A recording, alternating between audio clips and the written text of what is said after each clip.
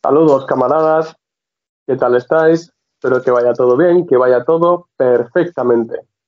Bueno, hoy vamos a hacer una charla muy interesante sobre un autor marxista que, bueno, en los últimos años está cogiendo fuerza y trascendencia, pero que a la hora de hablar, por ejemplo, sobre el marxismo, no nos viene a la mente Michel Cluskas. Así que, bueno, creo que es bastante interesante hablar sobre este autor, porque si bien este pensador escribió sus libros que son eh, Neofascismo, Ideología del Deseo y El capitalismo de la seducción, sé que tiene más libros, pero bueno, estos son los que tiene traducidos al castellano y los que hemos podido leer, porque francés no sabemos.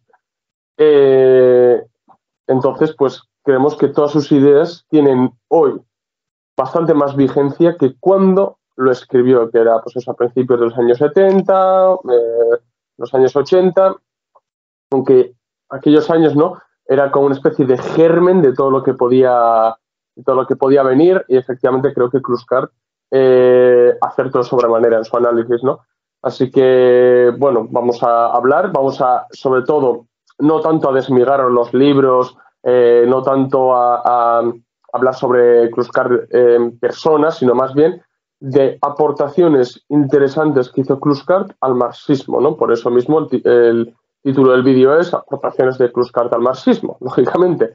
Así que además somos conscientes, ¿no?, de que leer este autor conlleva una cierta, no dificultad, pero sí es un poco distinto, por decirlo de alguna manera, respecto a otros autores marxistas. Yo siempre he dicho que a mí me recuerda mucho, por ejemplo, a Gramsci.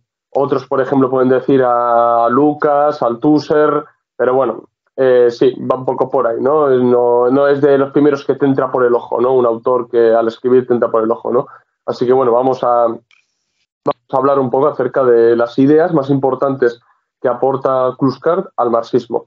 Así que bueno, primeramente, antes de nada, Julen, si quieres hacer una mini presentación como el mío, bueno, a ver, la verdad que era un vídeo, no habíamos hablado mucho sobre hacer una charla de Kluskart y tal, pero vamos, si leéis cualquier cosa que hayamos sacado tanto Oyer y yo como yo, veréis que siempre en la bibliografía está Kluskart y vamos, nos parece un autor muy infravalorado, no es muy conocido, la verdad. Y bueno, estos dos libros de los que vamos a hablar, o los que podemos hablar de ellos, ya que son los únicos que están traducidos al castellano, no son para nada nuevos. Es decir, el Neofascismo, Ideología del Deseo, este es de 1973, es decir, que ya tiene 50 años, y El capitalismo de la seducción, es del 81, es decir, que son libros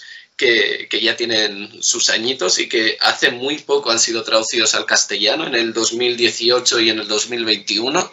O sea que, vamos, nos parece que hace falta también traducir más de Kluskart, aunque entendemos que es difícil. Es un autor con mucha complejidad a la hora de escribir, utiliza mucho las imágenes, muchas metáforas y tal, entonces hay que estar bien preparado para poder leerlo. Y bueno, por dar unas breves pinceladas de su vida, murió en el 2008, 2009, sí, 2009, el 21 de febrero, de hecho, y estudió sociología, es sociólogo, él estudió estudios universitarios en letras y filosofía.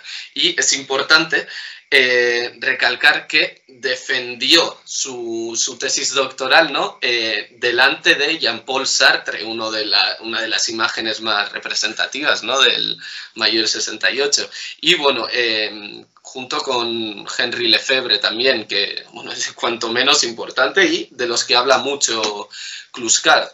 Y bueno, lo más importante de su obra trata, o lo que marcó un antes y un después para él, sin ninguna duda, fue el Mayo del 68, ¿no? Ya que, digamos que él vio que aquí se dio un cambio del cual, luego hablaremos un poco. Entonces, desde el año 70, desde el básicamente desde septiembre del 68 hasta la fecha de su muerte, hasta 2009, estuvo constantemente estudiando, repasando los conceptos y tal, sobre el mayo del 68 y cómo derivó esta, ¿no? Entonces, pues bueno, más que nada era decir eso, decir cómo el mayo del 68 está presente en todas las obras, bueno, no las hemos leído todas, pero vamos, estará presente en todas, y como nos ha introducido unas aportaciones muy importantes, de las cuales, bueno, creemos que va a ser importante. Queremos hacer una pequeña introducción a la obra de Michel Clouscar para que también vosotros tengáis una idea de lo que trata y así picar un poco también el gusanillo, porque nos parece un autor que hay que reivindicar. Sí, o sea, primeramente, mover su pensamiento apartándolo un poco de sus obras y del Mayo francés y demás, lo que hay que decir es que Clouscar era marxista, bien, era más bien prosoviético, ¿de acuerdo? También había asimilado, ¿no?, la tesis de la vía pacífica al socialismo, mediante la vía parlamentaria, las elecciones y demás. Y yo creo que eso viene influenciado, ¿no?, por el sumo respeto que se tenía fuera de la URSS, pues eso, el resto de los camaradas del mundo, ¿no?, que siempre eso ya se hizo autocrítica, por ejemplo, Erich Honecker acerca de eso, ¿no?, de que muchos comunistas pecaron de hacerle decir sí a la URSS, y cuando en la URSS imperó el revisionismo, pues mucha gente siguió diciendo sí, ¿no? Bueno, pues Clouscar, por ejemplo, sí es prosoviético. Pero yo siempre digo, con muchísimos autores, hay que saber distinguir el grano de la paja, ¿no? Hay algunos autores pues, que en su militancia pueden llegar a ser nefastos, no estoy diciendo que sea el caso de Clouscar, pero pueden ser nefastos, incluso en su militancia pueden llegar a ser contrarrevolucionarios, pero que han dejado ideas interesantes. Y hay que leerlas y hay que separar el grano de la paja para poder discernir y poder llegar, ¿no?, a una síntesis clara que podamos absorber, porque es que en el caso de Clouscar, si bien no estamos de acuerdo con su prosovietismo, que a mí me hace mucha gracia, ¿no?, porque en el canal nos tachan de prochinos, otros de prosoviéticos, y realmente mucho no llega a la conclusión de qué defendemos ni qué dejamos de defender, ¿no? Pero bueno, nosotros no estamos de acuerdo con el prosovietismo de Clouscar ni con la vía pacífica al socialismo concebido desde el parlamentarismo, ¿no?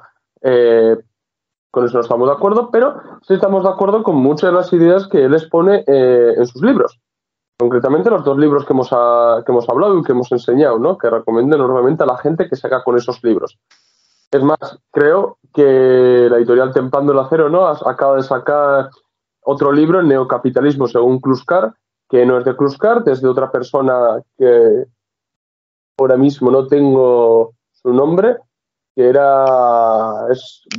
es una síntesis de sus ideas, de cómo leerlo y demás, que es Aymeric Monville, ¿vale? Otro francés, ¿de acuerdo?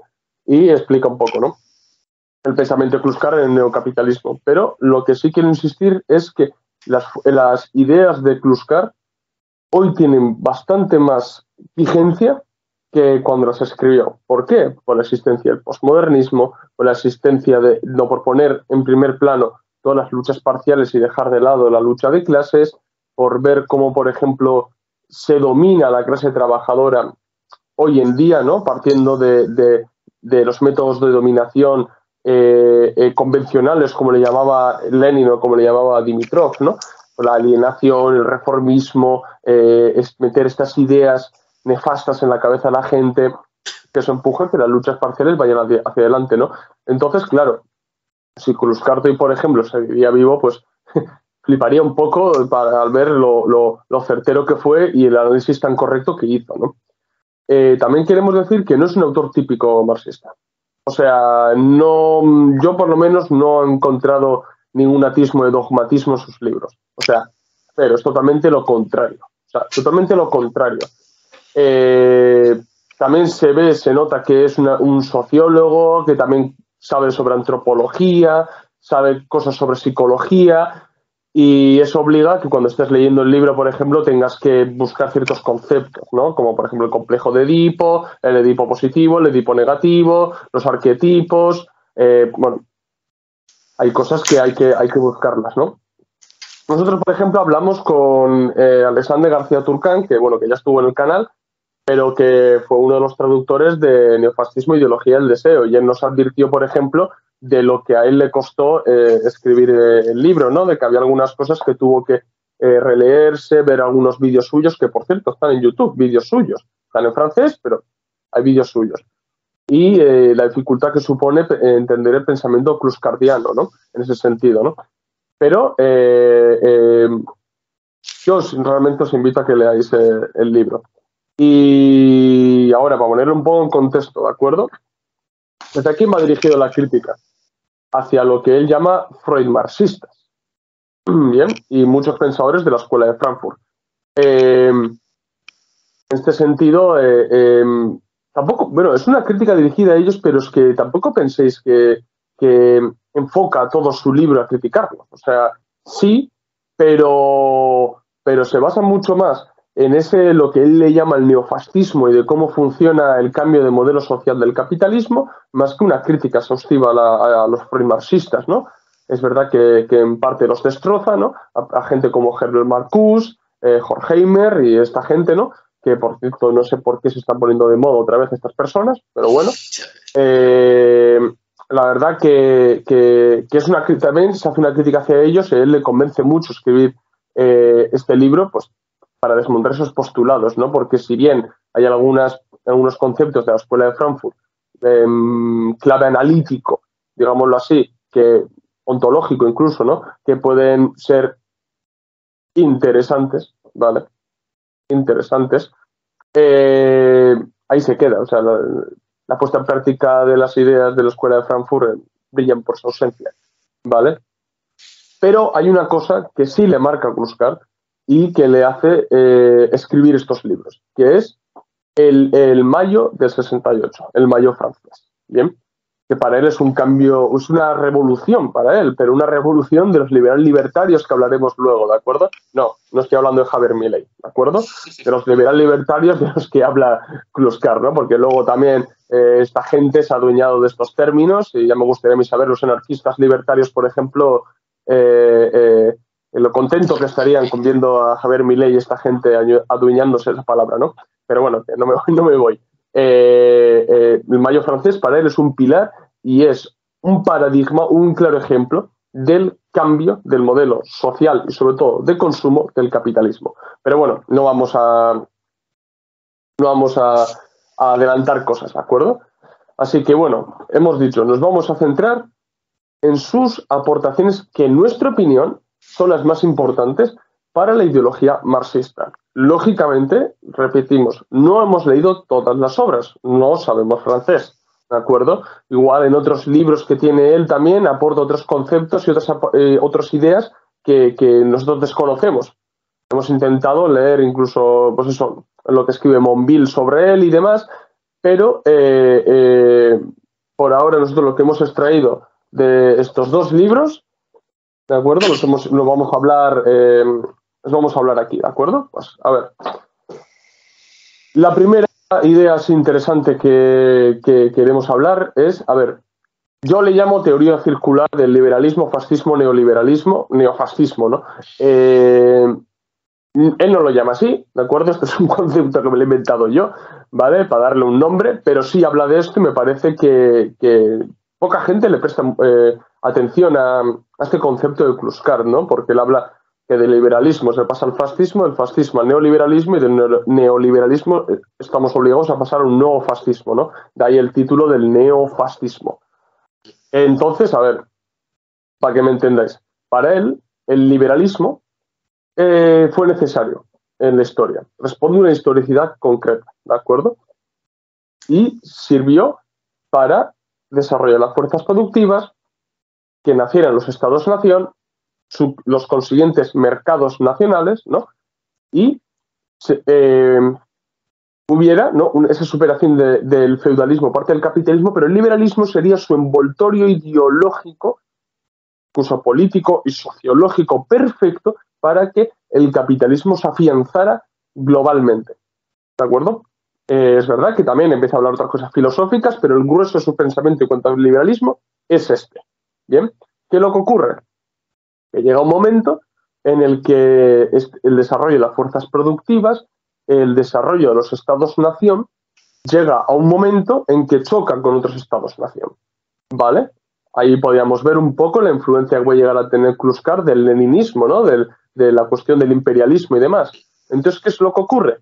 Que el capitalismo para avanzar, ¿de acuerdo? Porque el capitalismo per se, su naturaleza, no es tanto nacional, sino al contrario, es cosmopolita, ¿de acuerdo? Porque la tendencia del capitalismo es literalmente cargarse los estados-nación.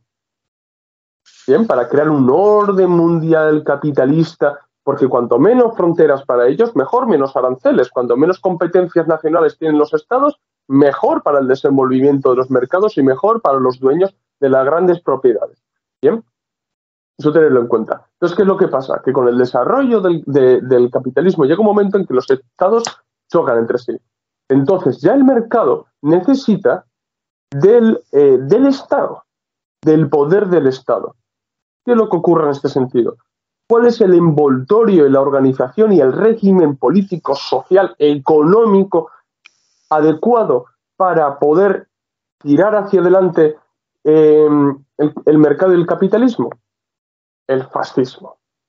Bien, eso es muy importante, porque ya no, en el liberalismo, el Estado crece gracias al mercado, es decir, va a la zaga, digámoslo así. En el fascismo se cambia, es decir, el mercado va hacia adelante gracias al Estado. Bien, entonces es socialismo porque el Estado hace cosas. Pero es verdad que las grandes industrias, por ejemplo en Alemania, tuvieron muchos favores por parte de Hitler, incluso las empresas extranjeras por parte de Hitler, ¿no?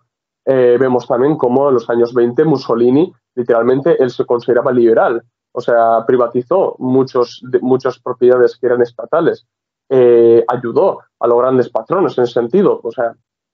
Bueno, el mismo España también, ¿no? Las empresas más importantes, ¿cuáles han sido? Las que las creó el franquismo, digamos.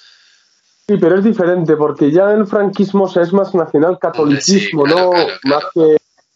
Más que fascismo, pero yo creo que el paradigma de Hitler, Mussolini, sobre todo de Hitler, o sea, es que es clarísimo, ¿no? Entonces, ¿qué es lo que ocurre en este sentido? Que todos estos cambios de etapas también obedecen a una, ¿cómo decirlo?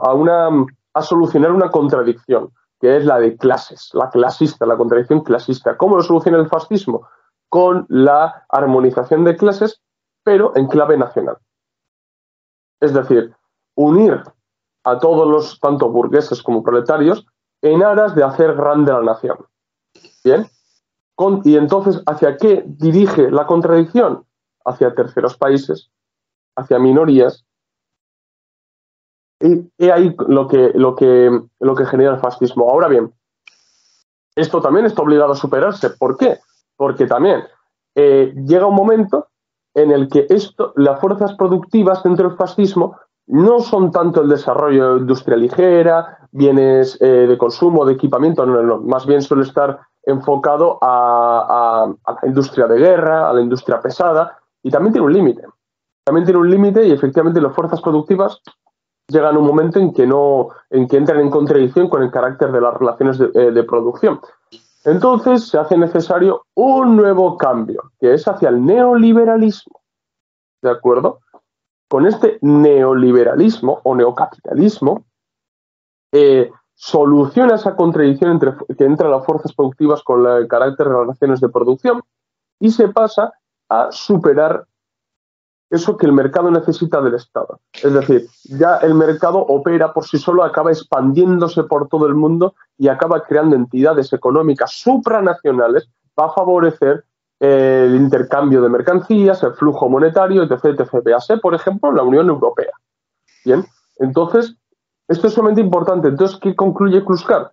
Que a su vez este neoliberalismo tiene que dar paso a un neofascismo, que para él no será el fascismo de los años 20, de los años 30. Es decir, él no concibe el fascismo como una especie de 1984, para que me entendáis, sino lo entiende mucho más como un mundo feliz de Adolf Huxley. Salvando las distancias, lógicamente, Kluskar no lo coge como ejemplo para hablar de neofascismo, pero va para que me entendáis así de manera muy sencilla. Entonces, esta teoría circular del liberalismo, fascismo, neoliberalismo, neofascismo, creo que es una importación bastante interesante porque te está hablando no solamente de esta teoría circular, sino más bien de cómo el capitalismo ha solucionado las contradicciones clasistas y cómo ha crecido un Estado-nación en un momento gracias al mercado y luego el mercado gracias al Estado-nación, y cómo actualmente, cuando estamos en un momento de crisis, el mercado necesitará de los Estados-nación, repercutiendo a la generación de ideas sumamente reaccionarias, ¿no? Que para él es el neofascismo, lógicamente. Además es interesante aquí que, bueno, le hemos llamado, ¿no?, teoría circular, pero este círculo, aunque, como dice Kluskar, ¿no?, ya hablamos con Alexandre, que el rizo se ha rizado, es decir, el círculo ya se completa con el neofascismo y luego, pues digamos, como que se completa, ya se cierra, no lo tenemos que entender en dos dimensiones, digamos, sino en tres, porque va escalando, es decir, liberalismo, fascismo, neoliberalismo, por algo pone ese prefijo neo, y luego neofascismo. Es decir, eso es muy interesante y me parece, la verdad, que cuando lo lees, ¿no?, te explota un poco la cabeza.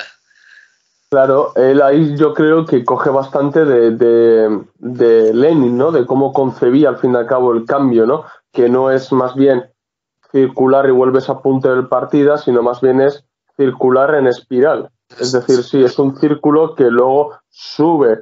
Es decir, Kluskar se quedó ahí, el liberalismo, fascismo, neoliberalismo, neofascismo, pero igual después es neoliberalismo, ¿entendéis? O sea, al fin y al cabo no podemos ponerle un tope, ¿no? Pero es muy interesante en este sentido.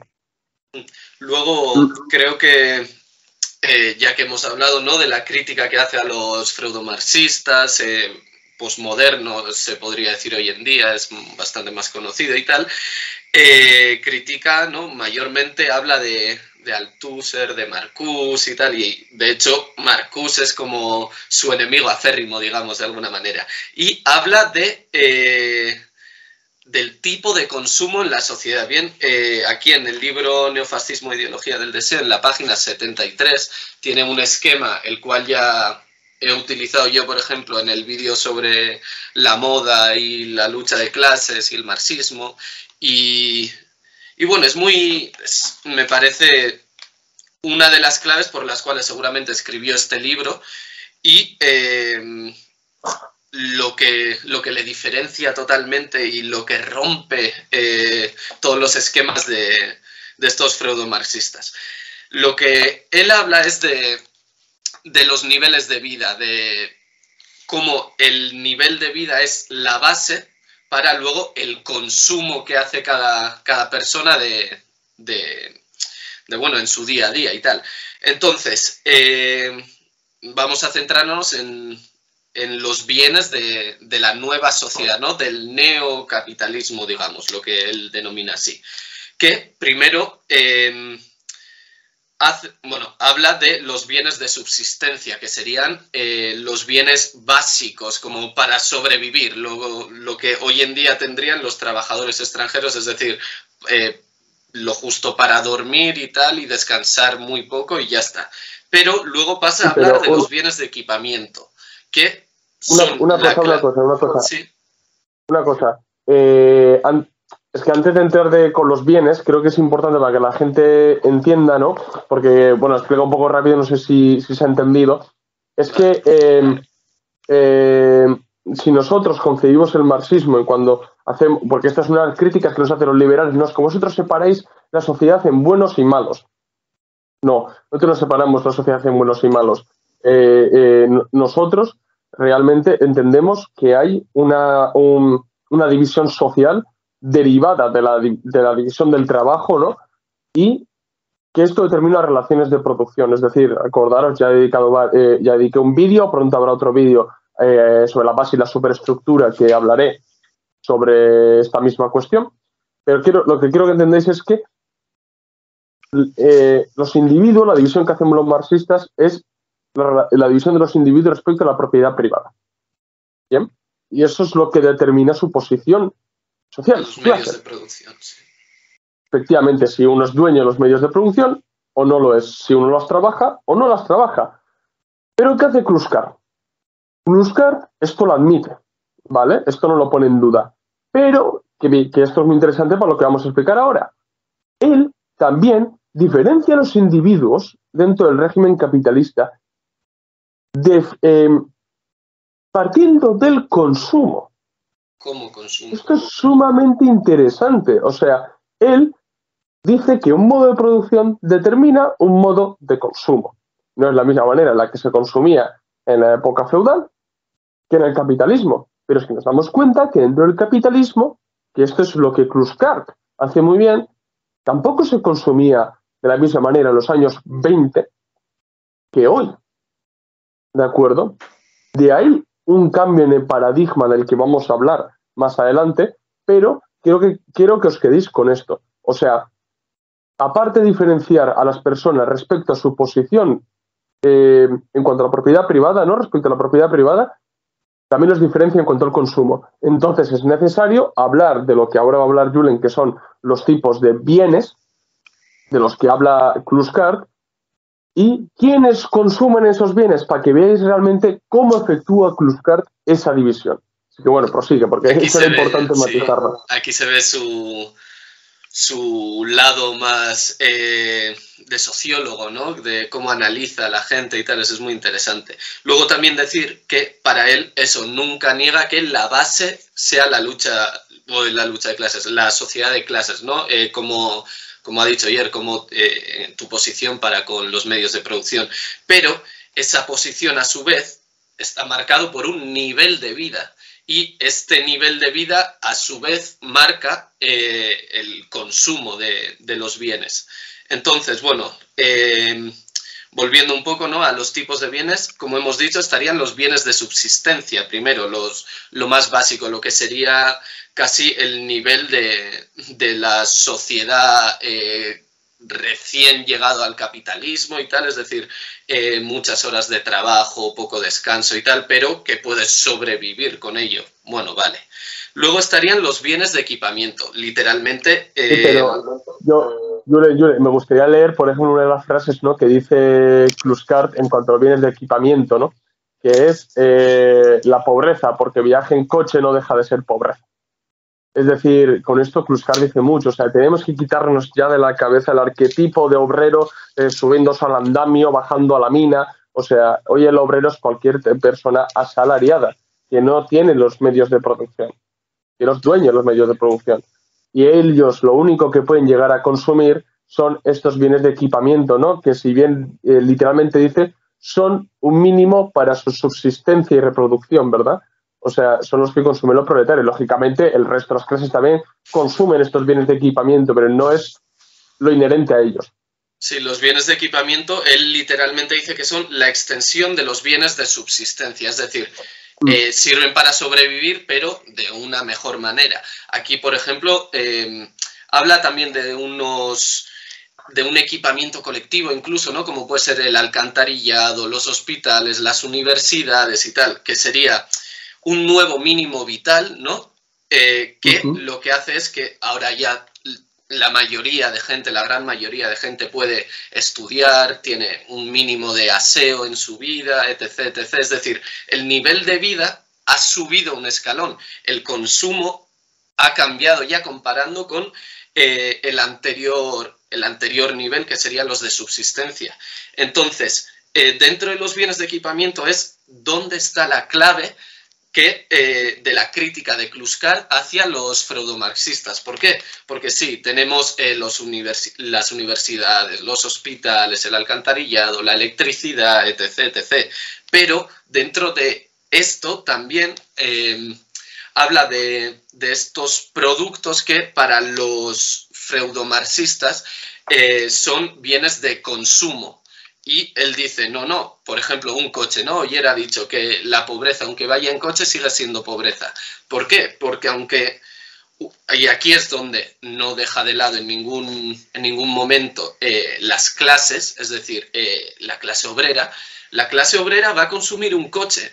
Pues sí, pero el uso que le vaya a dar, el significado que tiene ese coche es totalmente diferente al que hace uno que está un escalón más arriba, por ejemplo, la pequeña burguesía. Es decir, que yo tenga un coche, ¿qué significa? ¿Qué? El tipo de coche que usa, o sea, normalmente el proletario se moverá entre un Dacia a un Audi.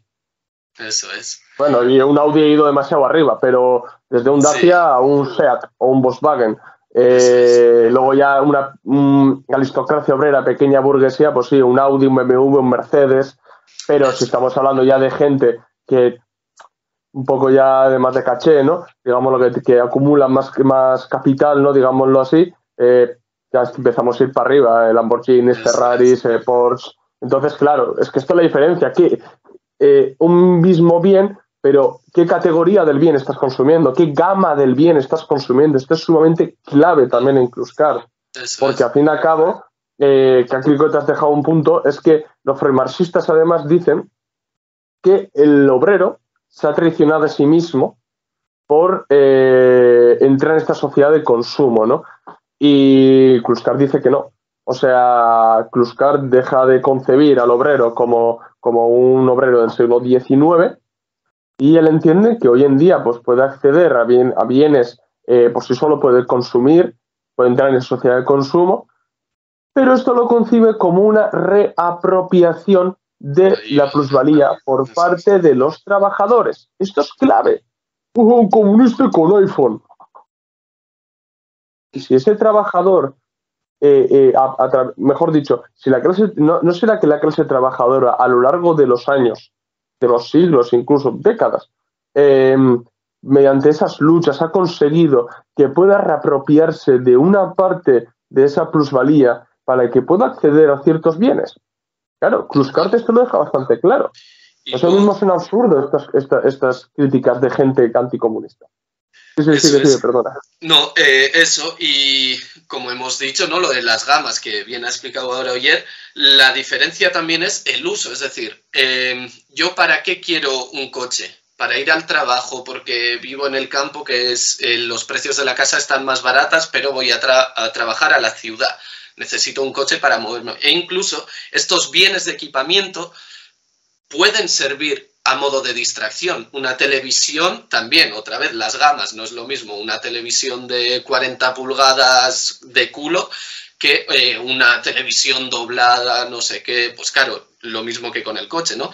Que puede servirnos como distracción, sí, pero eso significa que lo hemos comprado por el consumo y no sé qué. No, significa que lo necesitamos y luego también nos sirve como distracción porque él también la distracción la toma como una reapropiación de la plusvalía en cuanto a que podamos apartarnos del trabajo, descansar la mente, etc., para luego ser más productivos aún. Es decir, aquí, por ejemplo, los freudomarxistas lo que dicen es que esto es un aburguesamiento, es decir, que comprarse coches, no sé qué, es aburguesamiento.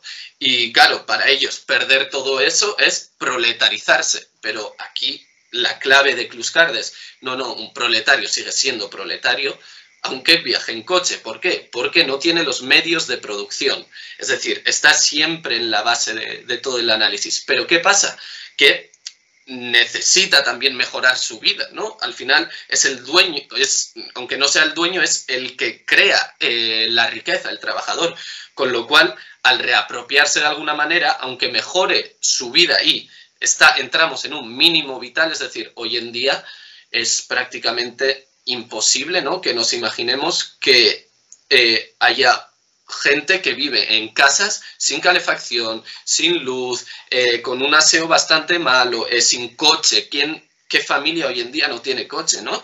Entonces, él dice que lo único que significa esto es un mínimo vital nuevo. Aquí, por ejemplo, se ve que los freudomarxistas, en vez de hacer un favor a la clase obrera, a los que hacen favores es a la burguesía, a los dueños del modo de producción de hoy en día. ¿Por qué? Porque al decir que estos privilegios son aburguesamiento, lo único que quieren es relegar a la clase obrera a esa pobreza. Y Kluskar dice, no, ojo, esto lo hemos ganado gracias a nuestro trabajo, gracias a que había estados socialistas, gracias a las huelgas, gracias, etc. Entonces, de todas formas, es verdad que Oyer y yo hablamos de la sociedad de consumo, ¿no?, como el capitalismo, pero aquí Kluskar hace un comentario corto porque es un poco para que nosotros entendamos. Es decir, hablamos de sociedad de consumo, pero Kluskar dice que, y aquí lo dice a una nota del editor también, que la verdadera sociedad de consumo jamás va a ser el capitalismo. ¿Por qué? Porque la sociedad de consumo no es consumo total, no es consumo de las masas, es decir, el consumo de la clase obrera es limitada e incluso es un uso libidinal, que le llama, ¿no? Un uso para el goce, etc, etc. Y la verdadera sociedad de consumo únicamente va a ser el comunismo. Entonces, pero bueno, nosotros seguiremos usando sociedad de consumo para comprender este neocapitalismo del cual habla Kluskar. Entonces, después pasaríamos a esa fase o a ese nivel de bienes que sería el consumo y standing. Es decir, ya bienes de la pequeña burguesía. Él también es muy interesante, diferencia, ¿no?, dos tipos de pequeña burguesía. La pequeña burguesía clásica de la sociedad del ahorro y del esfuerzo, ¿no? Un poco hace, en la del capitalismo de la seducción, en el libro, hace una diferencia, ¿no?, del tener sin goce al goce sin tener. Es decir, haciendo un guiño a que hasta ahora la pequeña burguesía guardaba, pero no disfrutaba de los bienes, y hoy en día, ¿qué pasa? Que la gente sin tener nada, es decir, siendo proletarios, consumimos. Aquí, por cierto, deja caer también, ¿no?, cómo ha bebido mucho de Rosa Luxemburgo al hablar de cómo el crédito es algo que acentúa las crisis capitalistas, no una salida a ello, como decía Bernstein. Sí, además, una cosa, esta diferenciación de los bienes y la separación de la gente en cuanto al consumo, Kluskar ya admite que esto se puede ver viciado, no se cancela lo que está haciendo él, sino más bien se puede viciar, porque claro, un proletario puede pedir créditos y puede consumir bienes de lujo, pero se está endeudando que no veas, porque además esos bienes de lujo, o sea, no son el mínimo para su subsistencia. Entonces, claro, que se puede ver viciado en cuanto a lo del crédito, pero no es lo excepcional, no es la excepción que confirma la regla, no. Es algo simplemente que puede llegar a viciar esto que estamos explicando ahora, la diferenciación de bienes y cómo lo consumen los trabajadores. Bueno, y la burguesía también, ¿no? Pero eso simplemente una nota, ¿no? Sí, además aquí es interesante, bueno, primero tener en cuenta que aunque cojamos una hipoteca, créditos y tal, la casa todavía, aunque esté a nuestro nombre, no es nuestra, porque el banco, si no pagamos, te lo quita. Y además de ello, lo que tú provocas al tener ese crédito es que estés atado de pies y manos con el banco y estés obligado a trabajar, aunque pudieras dejarlo, no puedes. ¿Por qué? Porque si no, pierdes lo que era tuyo. Es decir, realmente hasta qué punto es tuyo, ¿no? Sí, por eso mismo yo planteé en el vídeo que hice sobre las clases sociales que realmente una persona, ¿no?, de que quiere empezar un negocio, mira al mercado y dice, joder, pues voy a montar en mi pueblo una frutería porque no hay fruterías y creo que la gente me va a consumir. ¿Qué pasa? Oiga, no tengo capital. Bueno, pues voy al banco a pedirle dinero, a presentarle el plan. Claro, ¿qué es lo que ocurre? Que realmente podemos hablar que ese pequeño burgués es dueño de los medios de producción. Claro, esto da para pensarlo bastante. Pero una cosa sí quiero decir en cuanto a los bienes de consumo y de standing, ¿no? De que si bien hemos hablado que los de subsistencia y los de equipamiento caracterizan al proletariado, los bienes de consumo y standing caracterizan a la pequeña burguesía. ¿Por qué? Por una cosa muy importante que dice Kluskar. Son bienes no funcionales, no útiles para la subsistencia. Esto es clave.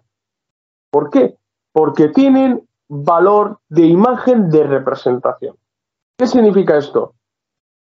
Que los pequeños burgueses lo usan, bueno, incluso en determinado momento el proletariado también, que esto hablaremos después con las marginalidades, pero la pequeña burguesía lo usa para demostrar que no vive como los proletarios, que no solamente tiene acceso a bienes de equipamiento, sino que además consume bienes de standing o bienes de consumo. Es decir, ¿para qué?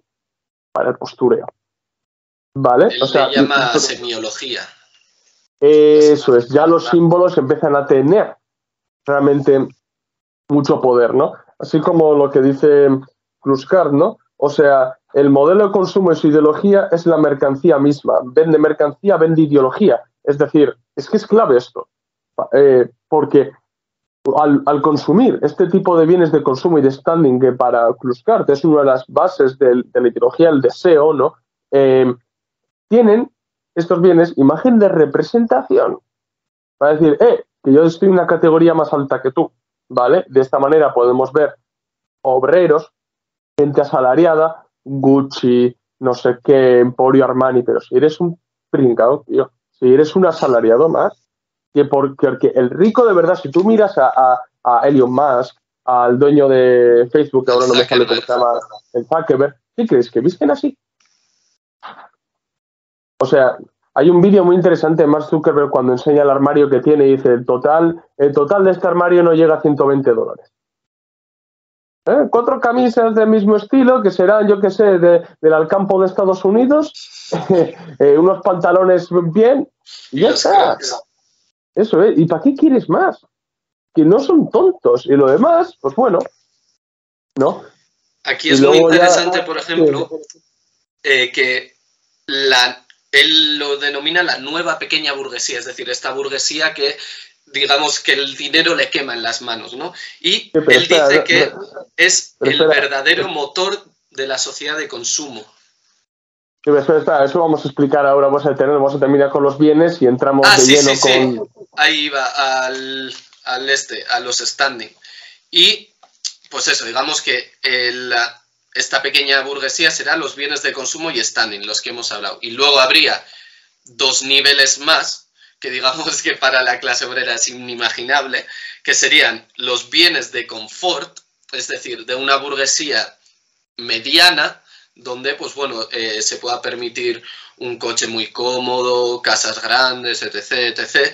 Y luego estarían ya los bienes de lujo de la gran burguesía, diamantes y tal, que tampoco queremos explicarlo porque, bueno, yo creo que en lo demás está la clave y esto ya al final es inalcanzable para nosotros. Me parece una tabla que es tan importante porque incluso las propias excepciones que confirman la regla las explica con el crédito y tal en el año 1973. No nos podemos imaginar que en aquel entonces la gente lo tomaría casi como un loco. ¿Por qué? Porque no era tan real, tan normal como lo es hoy en día. Y yo cuando leí esta tabla y la comprendí me pareció, vamos, espectacular. Sí, o sea, a modo de resumen de este punto, o sea, es que prácticamente Kluskart lo que hace es que diferencia también a las clases sociales no tanto sobre su posición respecto a la propiedad privada y de los medios de producción, sino más bien de cómo consumen y qué bienes de consumen y para qué consumen esos bienes, ¿de acuerdo? Así que, porque al fin y al cabo, quedaros con esto. Un modo de producción determina un modo de consumo, ¿de acuerdo? Y ahora sí, ahora entramos con lo que estaba adelantando Julen, que es la nueva pequeña burguesía terciaria. ¿Vale? Esto lo diferencia la pequeña burguesía. A ver, en sí es pequeña burguesía, pero Kluskart hace una diferencia. ¿Por qué hace una diferencia? Porque así podemos entender el siguiente punto, que es el cambio de modelo del capitalismo, el cambio del modelo social del capitalismo, que es su ejemplo más claro y su revolución, digámoslo así, es el Mayo francés. ¿Bien? Pero no la pequeña burguesía, vosotros entenderlo, ¿eh? O sea, la pequeña burguesía siempre ha sido el escalón más bajo de la burguesía, ¿bien? No son tenedores de grandes medios de producción, sino más bien de la tienda de barrio, de la hostelería, tal, ¿no? Además, no de tantos locales, sino más bien el suyo y todo eso, ¿no? Tenía un negocio que, claro, ¿qué es lo que hacía? Estas personas acumulaban capital, a diferencia de los proletarios. Acumulaban capital como entra entre su naturaleza como burgués, ¿no? Porque luego tenía salariados y demás. ¿Qué es lo que ocurre? Que estas personas entran más dentro del modelo social del esfuerzo, del trabajo duro, del esfuerzo y del ahorro, ¿bien? Y no tanto en el modelo social consumista que vivimos hoy, ¿no? ¿Por qué? Eso es. ¿Por qué? Porque esta gente lo que hacía era esa acumulación de capital que podían llegar a tener, lo reinvertían en su negocio.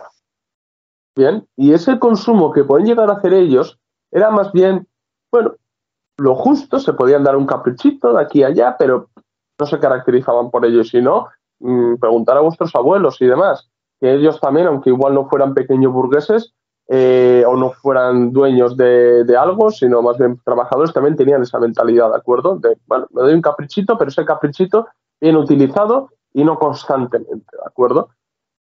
Entonces, ¿qué pasa? Que la mayoría de esa acumulación de capital lo utilizan para reinvertir en su propio negocio. ¿Qué es lo que ocurre? Que si se generaliza un pensamiento de acumulación de capital, ese capital que un no alto burgués no lo acumula, se queda en manos de esa pequeña burguesía, ¿de acuerdo? Para mantenimiento y reproducción de medios de producción de la pequeña burguesía.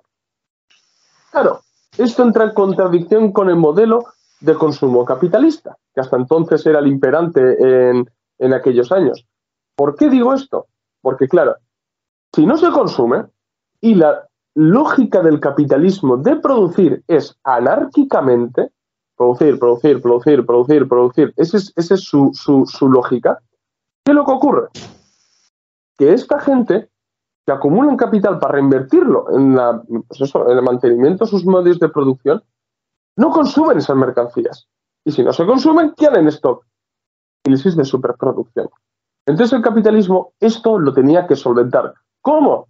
En el cambio en el modelo de consumo. No tanto quitando, nosotros abogamos, no cambies el modelo de consumo, cambia el propio modo de producción. ¿De acuerdo? Supéralo con el socialismo. Pero claro, la burguesía no va a hacer eso. La burguesía lo que va a hacer es, los liberal libertarios que van a hacer, cambiar el modelo social de consumo, sobre todo cogiendo el mayo francés como el paradigma y a los estudiantes y a esta gente y las marginalidades como la vanguardia que empuje eso para adelante. Bien, entonces, ¿qué es lo que ocurre? Que con la expansión del neoliberalismo, estos pequeños burgueses, debido a la competencia feroz que existe, hay dos opciones. Unos se proletarizan, caen al lado del proletario. Insisto, el trabajador no se proletariza. O sea, es que además lo leo mucho, el trabajador no se proletariza. Eso es entender al proletario como que solamente puede ser del siglo XIX o nefasto y demás. El trabajador, sus condiciones de vida se precarizan. La pequeña burguesía se proletariza y el proletario se aburguesa. Pura dialéctica, amigos. Entonces, puede caer al lado proletario, el pequeño burgués se proletariza, o lo que puede hacer es acabar siendo un franquiciado. ¿Vale? Y esto es clave, porque entonces la reposición y mantenimiento, incluso contratar a terceras personas, no tanto recae sobre su capital, sino sobre la franquicia. ¿Qué es lo que ocurre? Que a esta persona se le libera una parte del capital porque no tiene que reproducirlo y mantener sus medios de producción, entonces consume. Y esto se acaba fomentando y fomentando, como luego vamos a hablar en el cambio de modelo del capitalismo, ¿no? El modelo del consumo. De modo que el capitalismo consigue solventar y consigue ir en esa dinámica de producir por producir anárquicamente porque se ha metido en la mente de la gente ese consumir por consumir. Y además, liberando esa pequeña burguesía de esa preocupación de mantener los medios de producción. Porque es que para el capitalismo es necesario que consumamos. Porque precisamente se vio. O sea, se vio antes de Mayo francés, se estaba viendo, se estaba viendo que estaba teniendo un techo. Porque la gente acumulaba, porque con un modelo social del ahorro y del esfuerzo, la gente retiene capital, la gente no consume. O sea, consume lo justo. Por ende, el capitalismo no puede producir por producir porque entra en crisis de sobreproducción. Bien. Entonces, he estado hablando ahora mismo del cambio de modelo social. Vamos a entrar de lleno en el cambio de modelo social, ¿bien? Él nos trae prácticamente el Mayo francés. para él el mayo francés es el claro ejemplo del cambio del modelo de consumo dentro del capitalismo, ¿no? Así como la Revolución Francesa fue el cambio del antiguo régimen, la Revolución Rusa fue el comienzo, ¿no?, de las experiencias socialistas. Para el mayo francés es el cambio del modelo social y de consumo dentro del capitalismo. El mayo francés no aparta el capitalismo, simplemente lo reinventa. Lo reconfigura, lo maquilla, lo disfraza. ¿Bien? Hace todo eso. ¿Por qué? Para cumplir con la misión histórica que os acabo de decir, que es darle un envoltorio social, cultural, incluso de consumo, al capitalismo adecuado a su modo de producir, que es anárquico. Y no ¿bien? Solo eso. Eso es lo que... bueno, no, sigue. Sí, entonces, literalmente lo que se hace es pasar del modelo social, del esfuerzo y del ahorro, al modelo social y de consumo de la sociedad de consumo. Pero ¿sí? Este consumo no es de cualquier tipo. Es decir, el consumo mismo, como ha hablado ayer antes, ¿no?, de la semiología, del simbolismo que tiene el consumo, ¿no?, el aparentar, el ostentar, el mira, tengo un Ferrari, puedo permitírmelo, y pues no es solo eso, no es solo aparentar tu riqueza, es decir, también puedes aparentar un consumo emancipador, una ideología, una transgresión, y aquí es lo más importante. Por ejemplo, en la del capitalismo de la seducción, cuando pone un ejemplo, habla de los jeans, los vaqueros, pelos largos, tal, y dice, y a esta imagen le falta algo. ¿Qué le falta? Una melodía, una música, una guitarra. ¿Por qué? Y dice, lo importante no es saber tocarla o ser aquí Paco de Lucía, que va, eso da igual, lo importante es tener la guitarra. ¿Por qué? Porque si tú tienes la guitarra, tienes si tú tienes el consumo, tienes la ideología. No hace falta leer al Che Guevara. Si tienes una camiseta, ya la gente sabe que lo apoyas. No hace falta leer la Unión Soviética, continuar su legado, el de Lenin, no sé qué, sino con ponerte un pin ya basta. Es decir, se relega todo ese consumo, todo ese cambio también al individuo, y a partir de aquí dicen que el consumo, no dicen literalmente, ¿no?, que el consumo es revolucionario, pero meten en las ideas de la gente que puede llegar a cierta ideología mediante el consumo. Es decir, ya en el 73, en el 81, ya vaticinó lo que hoy en día ya está claro, ¿no? Pelos de colores, camisetas revolucionarias, no sé qué, pero vacíos de contenido. ¿Por qué? Porque es consumir por consumir, no tiene ninguna lógica.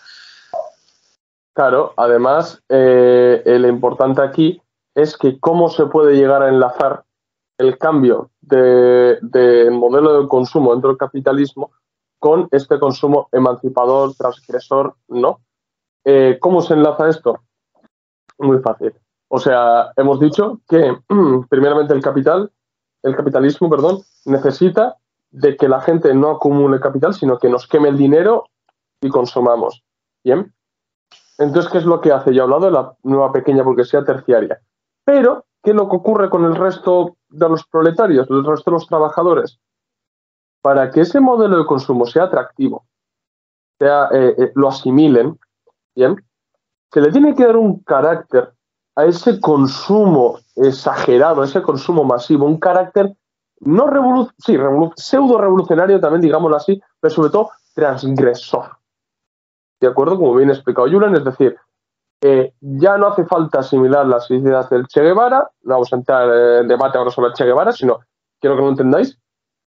No hace falta asimilar las ideas del Che Guevara, sino que llevo una camiseta del Che Guevara y ya está. No me hace falta estudiar el marxismo-leninismo y demás. Llevo un pin con la hoz y el martillo y ya está. ¿De acuerdo? Esto responde tanto a un refrán español, que el refranero español es muy sabio, y dice, dime de lo que aparentas y te diré de lo que careces. O sea, literalmente es esto. Porque ¿qué es lo que ocurre? Que esa mercancía, ese consumo de las mercancías, que a la mercancía se le da un carácter casi mágico, digámoslo así, cuando nosotros lo consumimos para satisfacer ese deseo, ideología del deseo, ¿no? Lo que conseguimos es realmente hacer un cambio. Es un cambio individual, que no vale de nada, porque realmente, si algo ha demostrado la historia, es que no son las personalidades y sus cambios particulares los que mueven la historia, los que sean un volantazo de la historia, no, es el cambio colectivo. Pero ¿qué es lo que ocurre? Que el capitalismo consigue matar 2, 3, 4, 5 pájaros de un tiro. Consigue sacar mercancías dejando que la gente no acumule capital, convirtiendo la mercancía en un tótem. Creo que utiliza además la palabra tótem, ¿no? Tótem, fin en sí mismo. Eso es en algo mágico, en algo que te hechiza, ¿no? En la mercancía. ¿Para qué? Para que tú no tengas, para satisfacer tu deseo, el líbido, ¿no? Lo que un poco lo que Kruskar dice, pero más bien para adoptar unos símbolos, la semiología, ¿no? Que has hablado antes, ¿no? Es decir, adoptar unos símbolos y que esos símbolos significan que tú defiendes X o Y. O que eres X o Y. A mí me parece esto lo más claro en los parlamentos, por ejemplo, en España. Los de derechas, ¿cómo van? Trajeados, correctos, tal. Y los de izquierdas, unas rastas, una camiseta de salvemos la sanidad pública, no sé qué. Pues eso sería como una expresión del consumo emancipador, ¿no? Que luego, aunque al final acaben defendiendo lo mismo, es decir, un capitalismo, lo que les diferencia, ¿no? Parece que, me acuerdo cuando Arnaldo Otegi fue por primera vez al Parlamento, ¿no? Que le criticaron mucho porque fue en traje. Pues al final es como la máxima expresión. Y eso lo explicó Kruskar 50 años antes. O sea... O por ejemplo, no sé, si el capital quiere poner en primer plano un movimiento, pues yo, no sé, un movimiento vegano, digámoslo así, o ecológico, digamos, ¿qué es lo que hace? Fomenta esas mercancías que tienen que ver con esos movimientos para hacerlo atractivo. Y además para que la gente se deslice a esos movimientos sin ni siquiera asimilar las tesis de esos pensamientos, digamos, si se puede llamar pensamiento. Pero ¿qué es lo que ocurre? Que yo empiezo a consumir, no dejo de consumir, en este caso con el veganismo sería dejo, ¿no? Sería negativo, ¿no? Dejo de consumir carne, ya está. Y además es transgresor. Claro. Para consumir tofu y lo que quieras, sí, sí. Efectivamente. ¿Y luego qué empiezas a hacer? Empiezas a deshilar qué es lo que está por detrás, qué grandes industrias están por detrás y dices, joder, tío. O sea, manda huevos, ¿no? De hecho, decir, también... por ejemplo, no, que sí, esto... bueno, dilo tú y ya está. Sí, una cosa, por ejemplo, nosotros dedicamos aquí en el canal un vídeo al marxismo y la cuestión homosexual, ¿no? Y creo que sobra decir que estamos a favor de los derechos de los homosexuales, pero siempre vamos a hacer la diferencia de que estamos a favor del homosexual trabajador. A mí, el burgués heterosexual, el burgués homosexual, el burgués mujer, me dan igual. Vamos a dejarlo así de clarito, ¿vale? Me dan bastante igual, no por su condición de hombre heterosexual o mujer o homosexual, sino por su condición de burgués. A ver si nos entra un poco la mente esto. Entonces, ¿qué es lo que ocurre? Que en este sentido también se crean mercancías o marcas. Bueno, las marcas no se crean, las marcas se adaptan a este movimiento. Vemos, por ejemplo, ¿no? BMW con estos de la bandera arcoíris o miles de empresas que luego en el fondo la mayoría de ellos son unos homófobos. Pero bueno, esto es otra cosa. ¿Qué es lo que se hace? Se intenta poner unos símbolos, una semiología, que uno adaptándolos pues está a favor de los derechos homosexuales y luego igual es el más reaccionario que hay. ¿Entiendes? Entonces, esto es lo que ocurre. Pues con el colectivo LGTBI lo mismo, se crea un ente que supuestamente lo defiende cuando lo que defiende el colectivo LGTBI son los intereses del capital adaptado a los nuevos tiempos, adaptado a las cosas que queramos o no están en primer plano, ¿no?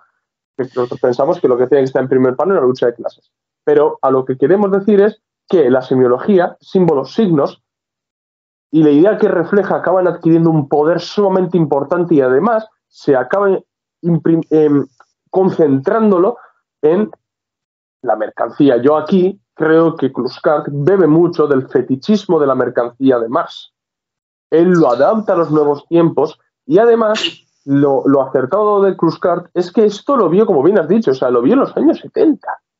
O sea, lo vio en los años 70. Pero es que hoy esto es que es el ABC del capitalismo en el que vivimos. Es además, una constante. Vemos, por ejemplo, la gente como en vez de dar la revolución se pone una cresta.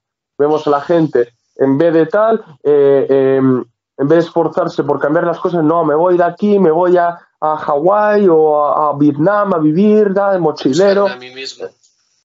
Eso es, me voy a buscar a mí mismo, medito, tal. Además, aquí a mí me parece que también, y para acabar con esta fase del consumo emancipador, que difumina también la misma lucha, porque hoy en día nos creemos, ¿no?, que vivimos en una sociedad donde el feminismo es imperante, los derechos LGBTIQ+ son imperantes. ¿Por qué? Porque vemos imágenes, vemos banderas, vemos que PlayStation pone de repente la bandera LGBT, se pone de morado, el 8M sale gente a la calle, pero lo que no vemos es que luego esos mismos en Arabia Saudí no hacen eso. Es decir, que eso también responde a unos intereses concretos del consumo. Entonces, lo que hace es eso, vaciar de contenido a la lucha, que puede ser más o menos legítima, pero bueno, es una lucha, y hace que la transgresión individual sea la clave para un cambio mundial. Y vamos, cuanto menos es absurdo, pero bueno. Claro, además una cosa muy importante es que para empujar adelante este consumo, ¿no? Kluskart habla de cómo lo hace el capital, ¿no? Poniendo, por ejemplo, que él le llama puntos de apoyo de fomento de la sociedad de consumo, que son el ocio permisivo, basado en el disfrute, pero disfrute de consumo. O sea, tienes libertad de consumir. Y bueno, me dirá, sí, pero mucha gente no tiene para consumir. Amigo, tienes libertad. ¿Vale? Un poco por ahí van los tiros, ¿de acuerdo? Pero es un ocio permisivo. De ahí vemos, por ejemplo, que la gente en vez de, pues, esto no se veía en los años 40 o los años 30, ¿no? De que la gente llegara a fin de fiesta, no sé qué, vamos a pegar un pedo de la leche, voy a ir a discoteca, tal. Ese ocio permisivo, ese ocio por ocio, que luego lo único que te vas a llevar va a ser una resaca al día siguiente, ¿no? Entonces, pues, ahí lo que se fomenta, y eso sí, creo que eso no lo puede negar nadie. Ojo, cuidado, que con esto no estamos diciendo que la gente no se lo pase bien y que no se haga de fiesta, ¿eh? Nosotros en ese sentido no somos unos sectarios, pero lo que queremos decir es que esto es un punto de fomento de la sociedad de consumo. Otro, la industria textil y concretamente la moda. Porque la moda, Kluskart además dices que no encontré la frase, pero era algo así como que la moda es cíclica porque es para dar salida a las viejas prendas que se han quedado en stock. Hoy en día que está de moda el grunge, los 90 otra vez, y la gente que puede, sí, se va a comprar una chaqueta vintage de 200 euros de Gucci, pero el que no puede va a ir al cuartillo, al trastero donde está la ropa del tatarabuelo muerto y va a decir, ah, mira, esto tal, y se lo pone y ya está. ¿Por qué? Para reutilizarlo, o se pone a vender esa ropa en vintage y así otra vez sociedad de consumo. Pero la gente, por ejemplo, para que veas, la gente no es idiota, porque muchas veces en la discusión pública, ¿no? A ver cuando vuelven los pantalones de campana y demás. O sea, la gente no es idiota. O sea, la gente, el populacho, no siempre tiene la razón, pero tiene mucha razón en muchas cosas. Y esto se ve estando con la gente, estando con los trabajadores, porque yo he visto muchos tweets de gente, no, porque acá sobre la 3 se trabaja, se la hace tal. Bien, me estás diciendo clarísimamente que no tienes ninguna conexión con los trabajadores. Muy bien, bueno.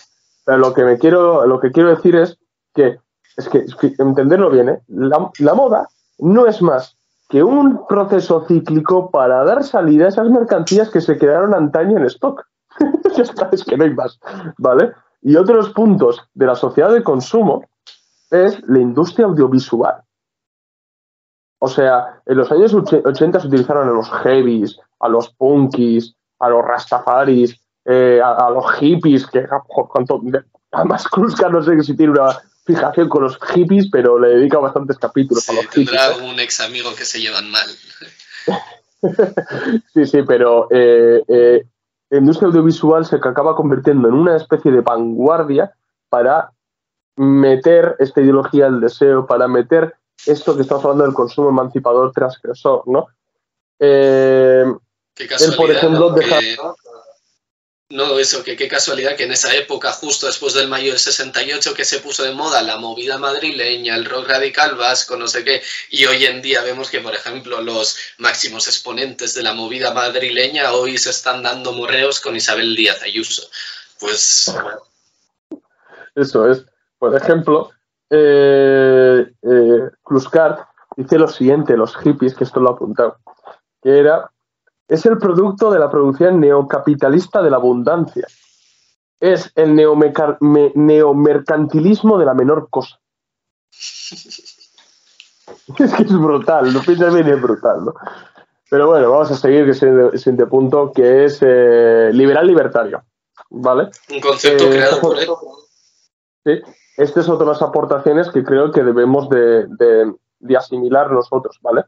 A ver, cuando habla de liberal libertario no está hablando de gente como Javier Milei, Rayo y compañía, no habla de esa gente, ¿vale?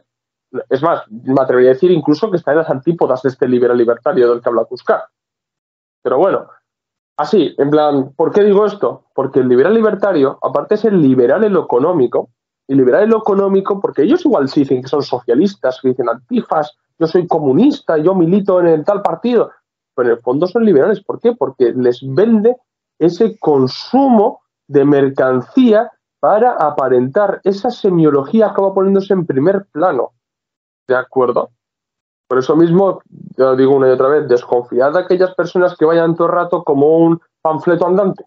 Es decir, que vaya con las botas Martins, tal, estética de obrero, tal, y dice, vale, muy bien, me estás diciendo que no has trabajado en tu vida. Vale, muy bien. Esto es importantísimo. Entonces, este liberal libertario es liberal en lo económico, pero libertario en lo social. Los libertarios de los que hablamos, incluso ellos lo dicen muchas veces, liberal en lo económico, conservador en lo social. Bien, pues estos liberal libertarios es liberal en ambos ámbitos, en la economía y en lo social. Bien, hemos dicho que cada modo de producción determina un modo social y una forma de consumo. Bien, y hemos dicho que antes del Mayo francés imperaba, al menos en Europa, porque en Estados Unidos es verdad que esto viene de antes, el consumo masivo y demás. Y en España más tarde. Efectivamente, después de Franco y tal, además ¡pum!, se rompe y es que se empieza a dar todo esto al pie de la letra, ¿no? Que has dicho tu movida madrileña, rock radical vasco, todo esto, ¿no? El anarquismo en Cataluña y demás, ¿no? Entonces, antes de todo este ruptura, ¿no? Se da la sociedad del esfuerzo y del ahorro, en el que todavía hay gente que cree esto, bueno, que cree, que difunde estas ideas de tú esfuérzate, que puedes ir, puedes ser rico, vas a triunfar en la vida, tío, tal. Luego dile al señor que está subiendo andamios durante 50 años y lo único que acabar es con una hernia en la espalda y con una jubilación de 900 euros, ¿no? Pero bueno, a lo que voy es que ese esfuerzo, ese social del esfuerzo y del ahorro no permite acumulación de capital, pero no permite consumo. Por ende, se corre el riesgo, ¿no?, de crisis de superproducción, porque no hay una planificación y porque, además, no se consume de la manera que le gustaría a las grandes empresas. Bien. Entonces, ese cambio al sociedad de consumo, en el que se da libertad de consumo, se incentiva ese consumo, se extrapola también en la social. Bien. ¿Para qué? Para crear esa ideología del deseo. Bien, entonces, ¿qué significa? Que antes, siempre hay que entender, o sea, Marx y Engels siempre decían, y esto ya lo diré cuando haga el vídeo de la base y superestructura, la fisonomía de un régimen social está determinada por su existencia material. Tal como vive el hombre, así piensa. Bien, esto es clave. ¿Por qué? Porque la sociedad del esfuerzo y el ahorro, si impera este modelo de consumo, en el que no se consume tanto, en lo social también son conservadores. Se casan a los 30, se casan rápido, no hay tengo no sé cuántas parejas, me lío con uno hoy, me lío con otro hoy, no se daba eso. Era más conservador en ese sentido. La familia, el honor, el ser disciplinado en el trabajo, ¿para qué? Para esforzarme, para ahorrarme. Imperaba. Reinvertirlo todo en maquinaria, etc. Y si eres un trabajador, reinvertirlo en tu familia, en cosas para la casa, tal. Y además, fíjate cómo se extrapola esto a lo social, que ni siquiera intentaban invertir, sino que se buscaban la vida, se cogían un martillo y tal, empezaban, bueno, esto aquí, pum, pum, pum, y estaba el viejo de la casa haciendo las cosas. El típico chapuza, sí. Eso es, que luego la mitad de la casa luego se rompían los años, pero bueno. Pero sí, imperaba eso. ¿Por qué? Porque así es su existencia material, así es como piensa. Entonces, se da esa ruptura del Mayo francés, no a la sociedad del consumo, y también se da un cambio en la mentalidad de la gente. Ya empieza a romperse todo esto. ¿Yo para qué me voy a esforzar si puedo pagarle a alguien para que haga algo? O mejor dicho, ¿yo para qué voy a ser conservador? Si eso me impide después el disfrutar. Esa confusión de libertad con liberalización. O incluso con libertinaje en unos casos, ¿no? Es decir, se acaba extrapolando ese fetichismo en la mercancía, ese deseo hacia la mercancía, ¿no? Ese satisfacer lívido, como dice Kluskar, se extrapola también en la mente de la gente, en lo social. Y se da una sociedad que son libertarios, es decir, liberal en lo económico por el consumo, por la incentivación del consumo, que eso lo hace de una manera masiva, además, el modo de producción capitalista, pero también en lo social. De ahí que no es casualidad, por ejemplo, que en esos mismos años también se dio Stonewall en Estados Unidos. Empiecen las luchas económicas, ecológicas, Greenpeace y demás. O sea, la lucha por los derechos de los negros en Estados Unidos. Es que mirad las fechas, es que son ahí, ¿eh? Pam, pam, pam. Son ahí todas. ¿Por qué? Porque hay un cambio de paradigma social. Y esto Kluskar se adelanta a todo ello. Es brutal. O sea, además dice Kluskar que es la confusión de la libertad con el liberalismo. Y yo añado que no es de extrañar que la mayoría de las contrarrevoluciones de terciopelo que se dieron en el mundo socialista se dieran en nombre de la libertad, porque a la gente les hicieron ver en el mundo socialista, bien, que los individuos no tenían libertad para consumir. Y nosotros tenemos que hacer la pregunta, ¿qué libertad de consumo era el capitalismo? Claro que no. Por supuesto que no. Pero eso significa que vivían pobres, que no tenían ni para comer. No. Decía que había una planificación, se consumía lo necesario. Eso es lo importante, porque hoy en día se consume más de lo necesario. Y si uno consume más de lo necesario, habrá gente que no puede consumirlo. De ahí mismo tenemos más producción que nunca y gente muriendo de hambre. Pues esa es la contradicción que no puede solventar el capitalismo. Y en el mundo socialistas lo que se metió es esta libertad que por debajo, en la letra pequeña, ponía liberalización del sistema. Esto es clave. Esto Kluskar no lo dice tanto en el libro. Esto es una conclusión que saco yo adoptándola a lo que pasó en el bloque del Este, ¿de acuerdo? Pero es que Kluskar se adelanta a todo eso y el Mayo francés es la vanguardia de eso. También, a ver, yo soy bastante partidario de no romantizar, pero tampoco cancelar del todo, demonizarlo, ¿no? Siempre hay que buscar los términos medios, porque hay una cosa que a mí me llama poderosamente la atención en las redes sociales, que la gente no tiene término medio. No tiene. ¡Condeno! ¡Ah, demonizo! Yo estoy súper a favor. Dice, a ver, tío, una cosa ni la otra, que hay que extraer de todas las cosas. El Mayo francés también recordar que en su origen había muchos maoístas. Ahí es más, en la película esta, La Chinoise, ¿no? Que si no recuerdo mal es de Jean-Luc Godard, ¿no? Creo que sí. La película. Claro, ahí se ve, ¿no? Es verdad que luego fueron comidos por lo que llama Kluskar, que era aspectos izquierdistas estudiantinos. Pero tampoco, pues eso, hay que hacer un análisis material de lo que pasó en Mayo francés, que bueno, tenemos apuntado, ¿eh? Queremos leer varias obras sobre el Mayo francés, pero ya dedicaremos un vídeo. Aquí también dice algo muy interesante, que es que lo que hace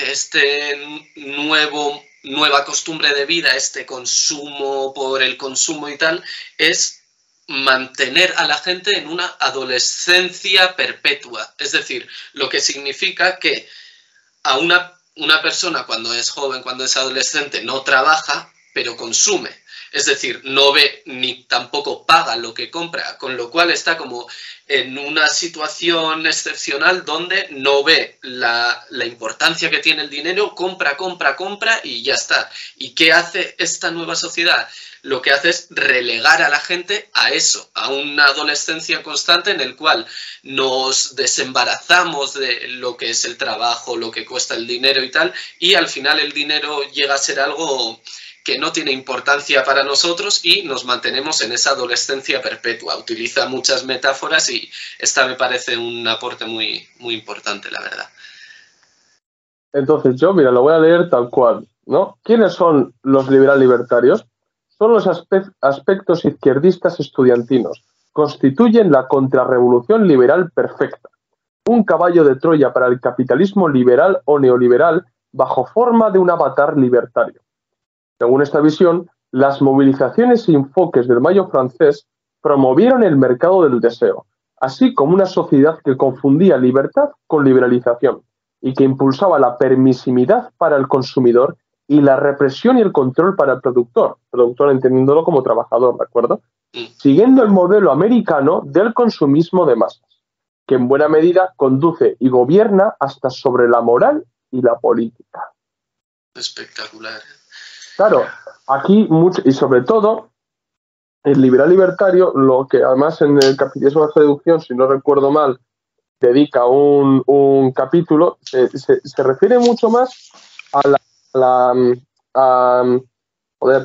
la socialdemocracia libertaria, socialdemocracia liberal, que es hoy en día SOE, por ejemplo. O sea, eso no es la socialdemocracia clásica, ¿vale? A mí dame 1000 veces más una socialdemocracia clásica de la Segunda Internacional incluso que las socialdemocracias actuales, ¿no? Que también era mierda lo anterior, pero bueno, a lo que voy. Entonces, esa es la definición de Kluskart. Entonces, para que entendáis qué es lo que hace Kluskart, Kluskart le da una importancia máxima a las marginalidades. Deja de lado el sujeto revolucionario proletario. No Kluskart entiende que es el proletario, el sujeto revolucionario. Pero este nuevo modelo deja de lado el proletario para poner a las marginalidades. ¿Por qué a las marginalidades? Porque precisamente estas marginalidades, los hippies, los heavies, los punkies, bueno, toda esta gente de aquellas épocas, hoy podríamos llamarlos de otra forma, ¿de acuerdo? Hay que adaptar al contexto actual, pero hablando en los términos de Kluskart, hippies, rockeros, punkies, rastafaris incluso, ¿no? Skinheads también podríamos llegar a meter, ojo, cuidado. Les da importancia, ¿por qué? Porque son la vanguardia que se rebelan ante el anterior modo social. Y muchos se creen que están haciendo la revolución. Es un cambio en el modelo de consumo. Se rebelan ante el modelo social y de consumo que vivían sus padres, que es la del esfuerzo y del ahorro, y son los que van a traer ese nuevo modelo social del consumo. Y si os fijáis, lo que hemos dicho antes, todos estos segmentos que acabo de mencionar se dejan llevar por la semiología. Pelo largo, ropa tal, siempre, o sea, ¿por qué? Porque ya no hace falta asimilar tanto las tesis filosóficas, ideológicas y políticas, que, ojo, cuidado, que todos estos que he mencionado, teóricamente hay ideas por detrás, Pero ya no asimilan, porque tú le preguntabas a un hippie medio, a ver cuál era esto de los hippies, y no te va a saber decir nada. Nada, solo que a ver cómo se lía 4 canutos, es lo que te va a decir. O cómo se fuma la mierda esta. O sea, esto es lo importante. Y esta gente se vuelve en la vanguardia de este cambio. Se le da una importancia máxima a las marginalidades. Y hoy vemos con el posmodernismo que ocurre exactamente lo mismo. Estas minorías que históricamente han estado ignoradas, se les pone en primer plano. ¿Por qué? Porque se está agudizando tanto la lucha de clases que no se le puede dar un poder a la clase trabajadora, sino se le da a esta gente porque es inofensiva, objetivamente. Nosotros ya decimos, a luchas parciales o parcializadas, como se suele llamar también, no hay que criticarlas de una manera infantil. No, es que eso no cambia el mundo. Objetivamente, clarísimamente que no cambia el mundo. Hay que criticarlas por decir, no, es que estas luchas parciales, uno, no se tiene perspectiva de clase, y dos, forma parte de la lucha por la clase trabajadora en general. Porque un negro es trabajador, un homosexual es trabajador, un ecologista es un trabajador, una mujer es trabajadora en su amplia mayoría, porque si vemos la mayoría de estos movimientos, el 98% que los siguen son trabajadores. Luego existe ese 2% que maneja el cotarro y se aprovecha de ello. Bien, entonces esto es clave de lo que habla Kluskar, porque lo utilizaron en Mayo francés y se está utilizando hoy. ¿Por qué? Porque ha habido esta irrupción en el panorama político de esa nueva izquierda. Podemos en España es un claro ejemplo de ello. Y Podemos ha venido a hacer esto. ¿Y para qué? Para que surja una reacción llamada Vox a todo esto, para que se cree una dicotomía de políticamente correcto, políticamente incorrecto. Pero si nos damos cuenta, son las mismas caras de la misma moneda. Porque dictadura políticamente correcto, dictadura lo políticamente incorrecto, o lo políticamente incorrecto es lo políticamente correcto y lo políticamente incorrecto dentro del modo de producción capitalista. ¿Entendéis? Son ambas caras de la dictadura del capital. Más conservador o más liberal. Y no estoy hablando de economía, estoy hablando en lo social. En lo social. Recordad, liberal, libertario. ¿Bien? Luego, aquí, por dar la última, antes de pasar a la última parte, yo creo, pues una breve pincelada que en el libro del capitalismo, la seducción, ya vaticina lo que va a pasar con estos partidos tipo Podemos, tipo PSOE y tal, que dice que tienen dos etapas. La primera, radical, fijaciones políticas, en derredor de una clase social, que será la identificación de unas capas medias, que luego la segunda y la última etapa será la fusión de estas capas medias y tradicionales y la fusión del centro-izquierda y la centro-derecha para que, no, aunque haya alternancia política, o la haya o no la haya, dará igual, porque al final defenderán lo mismo. Y me parece que decir esto en el 81 y después, porque prácticamente no había pasado todavía, no había dado tiempo, y que después se creen Podemos y todos estos partidos que han seguido esquemáticamente eso, que parece que se lo han estudiado y lo han repetido, me parece espectacular. Y si quieres pasamos ya igual al fascismo. Sí, ahora a modo de introducción decir que claro, todo esto que estamos diciendo va encaminado a lo que al principio os he dicho. Acordaros lo que yo le llamo teoría circular: liberalismo, fascismo, neoliberalismo, neofascismo. ¿Bien? Entonces es aquí donde queremos llegar, porque todo lo que hemos hablado ahora, consumo emancipador, cambia el modelo social y de consumo del capitalismo, la marginalidad de lo liberal libertario, todo esto no es por casualidad. Todo esto es el análisis de Kluskar, de su tiempo, que se ha ido desarrollando y se puede echar un hilo hasta hoy en día, literalmente, y la consecución del neofascismo. Así que sí. Sí, leeré primero lo que es el neofascismo en palabras de Kluskar y luego de ahí yo creo que ya vamos acabando el vídeo y tal. Kluskar dice: el neofascismo será la máxima expresión del social liberalismo libertario, del todo que se inicia en mayo del 68. Su especificidad radica en esta fórmula: todo está permitido, pero nada es posible. A la permisividad de la abundancia, del crecimiento, de los nuevos modelos de consumo, sucede la prohibición de la crisis, de la escasez, del empobrecimiento absoluto. Estos dos componentes históricos se fusionan en las cabezas, en las mentes, creando así las condiciones subjetivas del neofascismo. De Cohn-Bendit a Le Pen, el círculo se completa. Ha llegado el momento de la venganza frustrada. Es decir, cuando dice de Cohn-Bendit a Le Pen, Cohn-Bendit era uno de los mayores impulsores también del mayo del 68, anarquista, hoy en día ecologista y tal, y como de ahí al final ha ido derivando a Le Pen, es decir, a algo que en un principio parece totalmente opuesto, y por eso dice el círculo se completa, el rizo se ha rizado, ¿no? Entonces, es importante que lo llaman neofascismo, es decir, él no define el fascismo, define cómo va a ser el neofascismo, un neofascismo de colores y tal. Y podemos decir que bebe mucho mayormente, tanto de la hegemonía cultural de Gramsci como de la idea del fascismo de Pasolini. Por ejemplo, la hegemonía cultural de Gramsci es muy importante aquí. ¿Por qué?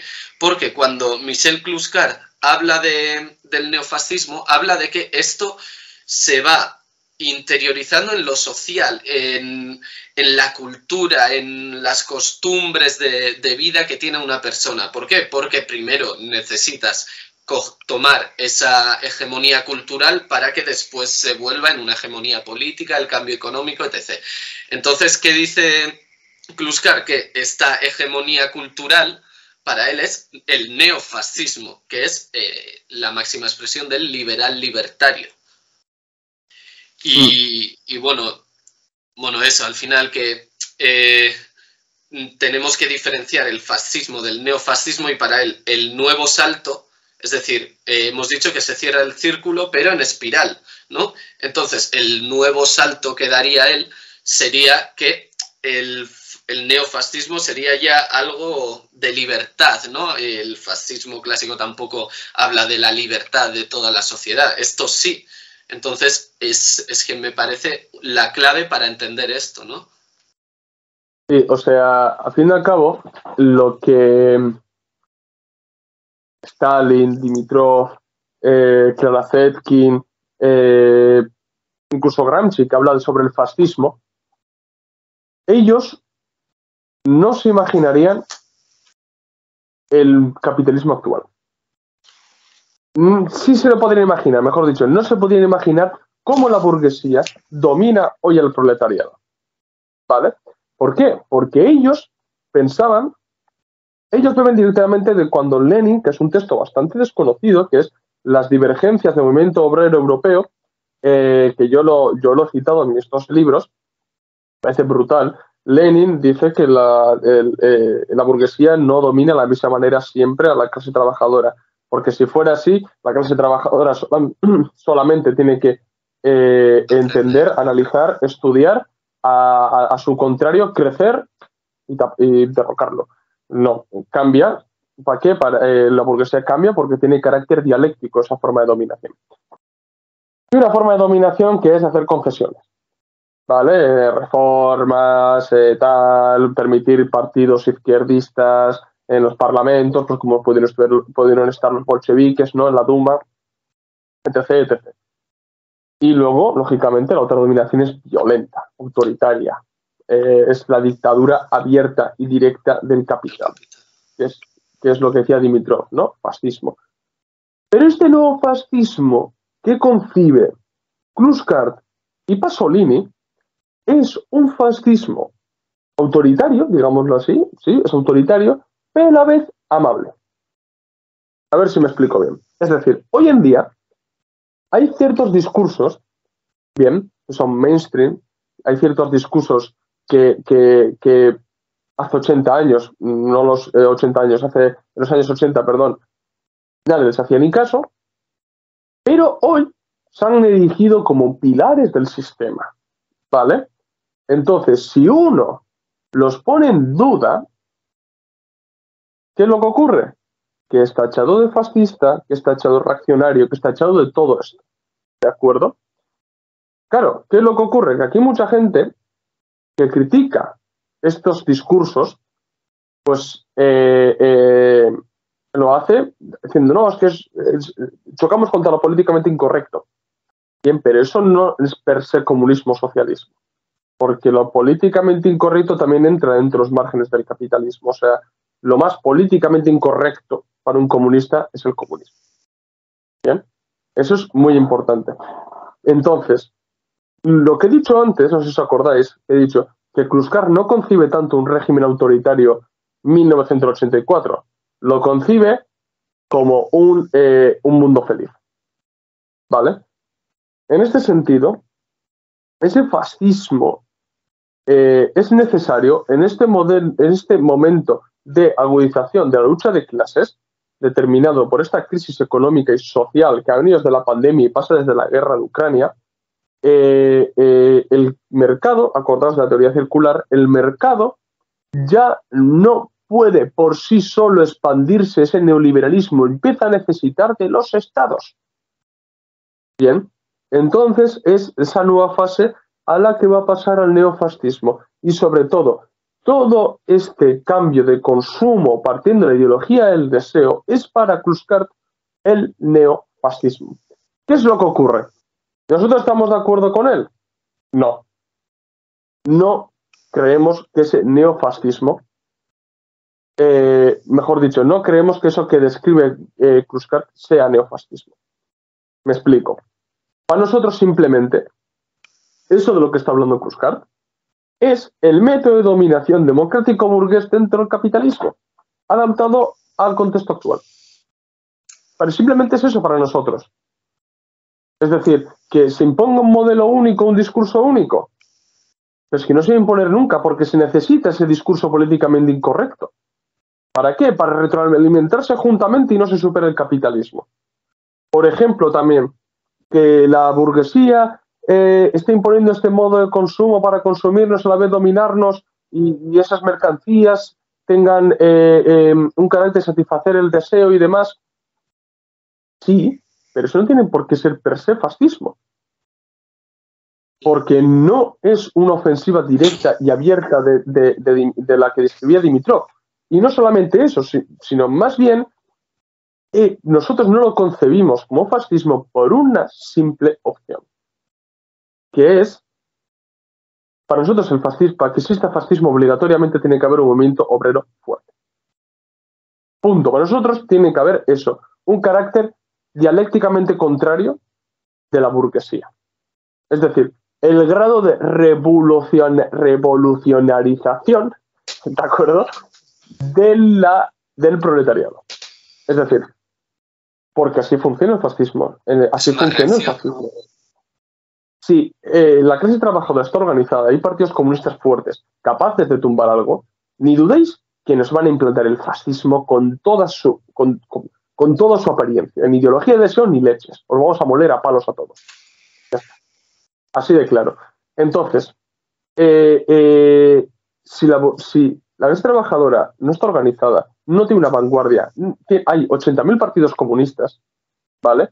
Y el debate se hace en redes sociales, pues la burguesía no necesita de ese fascismo, necesita unos métodos de dominación que mantienen entretenido a la clase trabajadora para organizarse, para satisfacer sus deseos o aparentar que es comunista o que es anarquista simplemente con la posesión o consumo de una mercancía.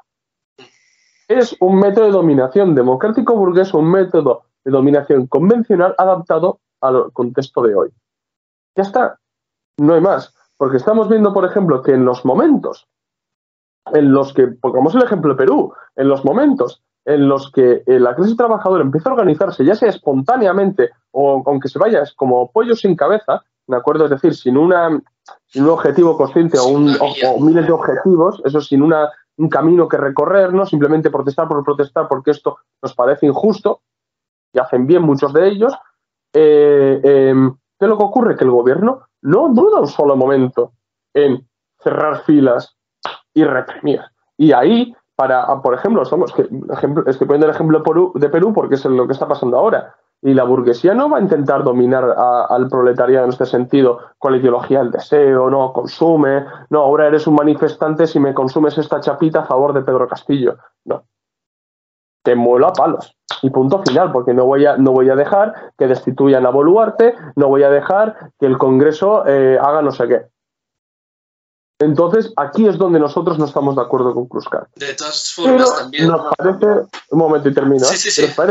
Nos parece maravilloso la descripción que hace del modelo social del consumo hoy y, sobre todo, de los métodos de dominación y alienación partiendo de la mercancía y del fetichismo de la mercancía de la que hablaba Marx, porque objetivamente impide la organización de la clase trabajadora. ¿Por qué? Porque ya solamente se da una revolución partiendo de ese consumo emancipador que hemos hablado antes. Aquí para mí, como siempre decimos Oyer y yo, hay que saber diferenciar el grano de la paja siempre. Es decir, por ejemplo, un buen aporte que hace a la hora de hablar del fascismo, del neofascismo, es que no nos podemos imaginar que el fascismo que vaya a llegar cuando la clase obrera se organice, que ese fascismo vaya a ser homófobo, machista, antisemita. No, seguramente tendrá ciertas características de las que hablan Pasolini y Kluskar, por ejemplo. Será un poco de rosa, políticamente correcto incluso y tal, pero nosotros, como ha dicho ayer, no vemos el fascismo como como únicamente dominación, porque la dominación puede ser violenta o no violenta, y esto, tal y como lo describe Kluskar, no es violento. Es decir, aunque tú te veas obligado a no decir ciertas cosas por corrección política, a tener temas tabús, o a consumir, aunque te veas obligado a eso, no es para nada lo que va a ser cuando la clase obrera se organice y necesiten molernos a palos. En ese caso sí que resurgirá un fascismo, incluso de rostro amable, pero ahí sí que vamos a poder hablar de fascismo. Entonces, comprendemos que el neofascismo es una nueva sociedad, una nueva manera de tener a la clase obrera, digamos, en la palma de sus manos, pero no vemos como tal como fascismo. Y yo creo que es la discrepancia que podemos llegar a tener con Kluskar, pero comprendiendo siempre el aporte que hace. O sea, por eso me parece importante recalcarlo. Claro, efectivamente, lo que aporta muy bien Kluskar es decirnos, cuidado, que el fascismo que viviréis no será un fascismo rancio, oscuro, militares desfilando al estilo las SS o las SA. No. Será lo que decía a los Huxley, ¿no? O sea, la mejor cárcel es la que el preso se cree que es libre dentro, ¿no? O sea, la que no tiene barrotes, ¿no? Literalmente ese fascismo será ese, más parecido a eso que a Hitler o Mussolini, ¿no? Pero nosotros creemos que tienen que darse más características, como por ejemplo el grado de revolucionarización de la clase trabajadora, el monopolismo total de la economía, la lucha entre esos estados-nación porque el mercado avanza con el Estado-nación y no tanto el Estado-nación avanza con el mercado. Es decir, se tienen que dar unas características muy, muy importantes para estar hablando de fascismo. ¿De acuerdo? Y esto, que es un método de dominación, por supuesto, es que de manera democrático-burguesa también se puede dominar. Es más, años antes de que escribiera Kluskar el neofascismo, ideología del deseo, esa manera de dominar no violenta, ya es descrita por Lenin, ya es descrita por Dimitrov. Entonces, ¿cómo? Revisionismo, reformismo, oportunismo, sindicalismo amarillo, etc. Otra manera dentro de la sociedad del esfuerzo y del ahorro, pero otra manera de dominar no violenta. Y hoy en día, pues metiéndonos en libertad, confundiéndolo con liberalismo y demás, porque objetivamente domina la clase trabajadora. Así que bueno, lo repetimos ya para terminar. Nosotros en este vídeo hemos hablado de las aportaciones que para nosotros son las más importantes para el marxismo y que yo creo que temas como el consumo emancipador, clasificar a las personas en cuanto a su consumo, son cosas que habría que ir metiendo poco a poco en el ABC del marxismo porque es muy, pero que muy interesante. Recomendamos enormemente, o sea, las lecturas de los dos libros de Kluskar, Neofascismo, ideología del deseo, el capitalismo de la seducción. Leerlo con calma, por favor, no creéis que vais a entender toda la primera. Que no sea vuestra primera lectura de marxismo, pero ni de lejos. No, porque no vais a entender absolutamente nada. También os recomiendo que lo combinéis con los escritos corsarios de Pasolini, porque vais a ver que hay una divergencia bastante grande. Pasolini es un poco más radical en ese sentido, ¿eh? Pero bueno, os lo recomiendo también. Y nada, vamos a dejar aquí el vídeo. No sé si quieres decir algo antes. Yo, bueno, quiero proponer que si alguien de repente sabe hablar francés, tiene capacidad de traducir y tal, que obviamente se ponga en contacto con nosotros, porque nos gustaría también traducir alguna de las otras obras que Kluskar tenga. Tiene una hablando sobre el término y una crítica al liberal libertario y tal. Entonces, si alguien o conoce a alguien y tal y está dispuesto a traducirlo, a meterse en ese fregado, pues obviamente que se ponga en contacto con nosotros, porque de verdad queremos dar a conocer este autor que nos parece sumamente interesante y importante, y más todavía hoy en día, que es cuando sus teorías toman más fuerza que nunca. Y eso, y también obviamente os animamos a su lectura, que os va a servir mucho, la verdad. Eso es, o sea, tener en cuenta que uno de nuestros proyectos es montar la editorial, así que sí, nos gustaría mucho, si alguno sabe francés, podríamos conseguir el texto para traducirlo y luego hacer un libro a ponerlo a la venta. Así que, bueno, si es así, es que dejadnos el comentario en la caja de comentarios. Y bueno, camaradas, si os ha gustado el vídeo, dar like, si sois nuevos, suscribiros al canal, recordad que en la descripción del vídeo tenéis el enlace de PayPal para donarnos dinero, ayudarnos a crecer y que os vamos a ofrecer mejor contenido. También tenemos los documentos que tenemos a la venta en Unroad, los enlaces están ahí en la descripción del vídeo. Pasaros por el blog de entrevistas, donde tenemos entrevistas muy interesantes, y nada, seguidnos en las redes sociales, Twitter, Facebook, Instagram y TikTok, que subimos contenido a diario o casi a diario. Y nada, camaradas, lo dicho, espero que os haya gustado y nos vemos en el siguiente vídeo. Saludos, camaradas.